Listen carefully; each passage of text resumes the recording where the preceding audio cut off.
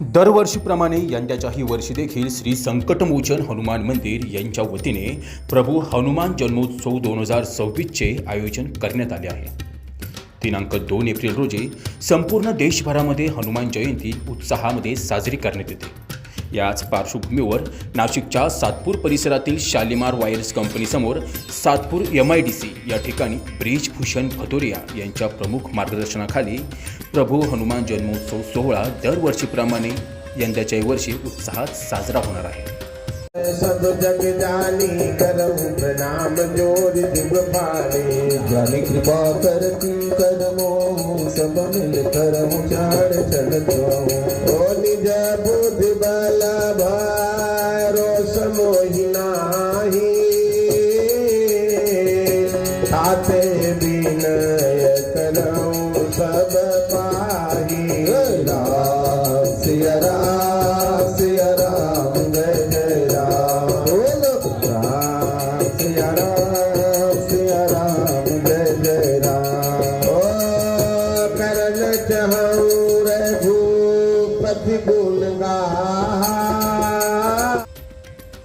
गेल्या 20 वर्षांपूर्वी येथील व्यावसायिकांनी प्रभू हनुमान यांच्या मंदिराची स्थापना करण्यात आली होती।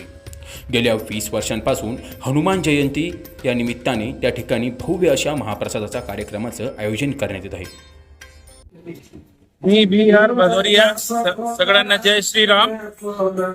आज हनुमान जयंती निमित्त इथे आमचे मंदिर संकटमोचन मंदिर मध्ये अखंड रामायणचा पाठ सुरुवात होत आहे आणि उद्या एक वाजेपासून महाप्रसाद महाभंडाराचे आयोजन आहे।